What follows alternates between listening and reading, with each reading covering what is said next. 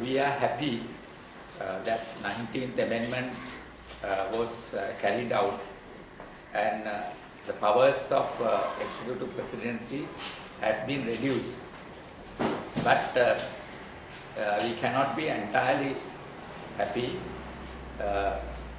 about the fact that there will be a presidential election again, and even though the powers are reduced, elected president will come even in the future. Probably in 2020, there will be a presidential election, and a new president with a mandate from the people will come to power. And so therefore there will be two national elections, presidential election and parliamentary election. So in this scenario, the president who get elected from a national election, even though he may have reduced powers according to the constitution, he can claim that he has got a mandate from the people, and on that basis interpret the constitution in a manner that is favorable to his intentions. So therefore we believe that there is a fight left for us to carry out, because we wanted to completely abolish executive presidency and hand over all powers to the parliament. That has not happened. We know that the present president, even at the beginning, in the last 3 months also, he handed over the power to the Prime Minister, and therefore there was no problem with the president. He remained as a person more advisor to the cabinet than the leader of the cabinet.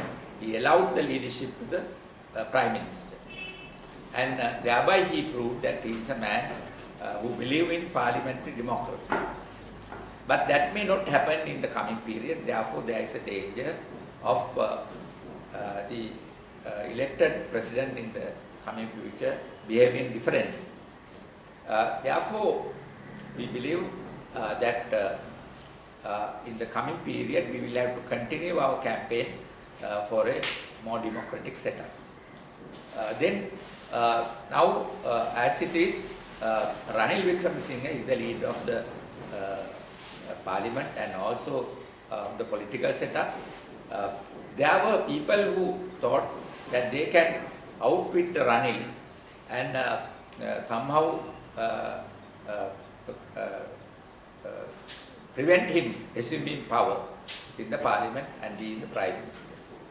But as we have explained earlier, Ranil Wickremesinghe, he may not be a popular leader, a person who can win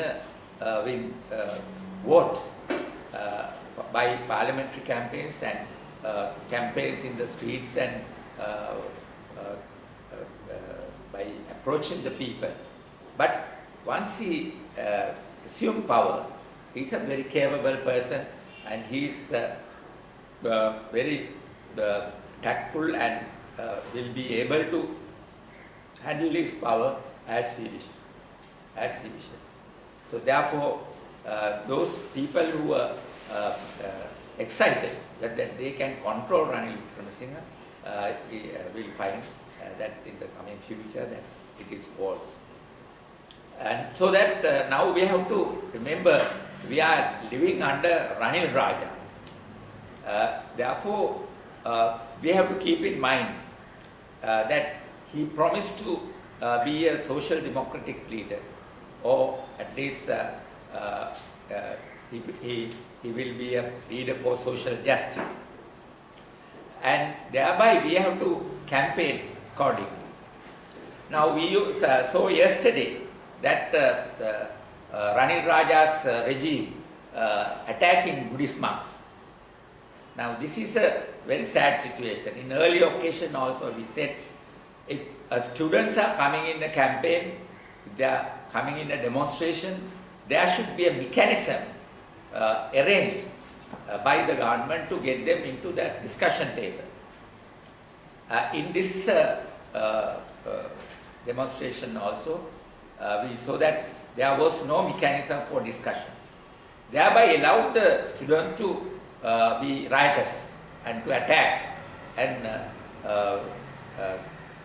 forcefully enter the premises of the Grant Commission, and that was created by the government by not having a mechanism to meet the students and discuss.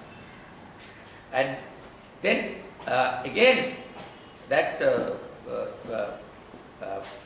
Mahinda Raja has promised in the past period that workers will be given in the private sector 3,000 rupees increase, 2,500 by the budget of the UNP, and there is 500 earlier promised by the earlier leader.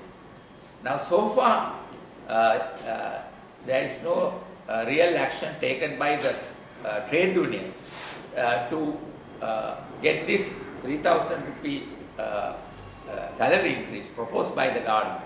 Making use of the government proposal, they should have gone for a strike movement and at least one day token strike and force the employers to listen to the government and listen to the trade union. Now that has not happened.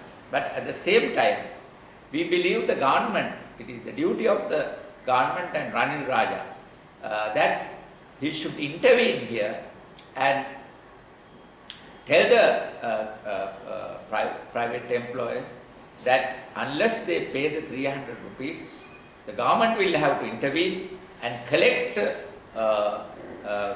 tax, employees tax, 3,000 rupees collected per person, and government becomes the intermediary to collect this money and give to the workers. That kind of action has to be taken by the government.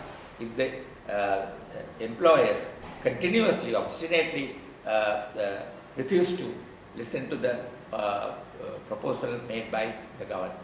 So these are the activities we are proposing for the May Day, and at the coming May Day, which will be a May Day to fight, continue the fight against fascism, continue the fight against multinational companies intervening and reducing the economic standards and potential of the working class, and that will be the main theme of our May Day, and we hope to have a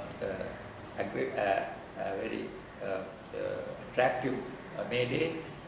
Navasama Smart Party will be supported by the United Federation of Labour and also the Government United Federation of Labour and many other organizations who are willing to participate with us, who are willing to implement the LLRC proposals, willing to go along with the democratic struggle that we have continued and to go forward.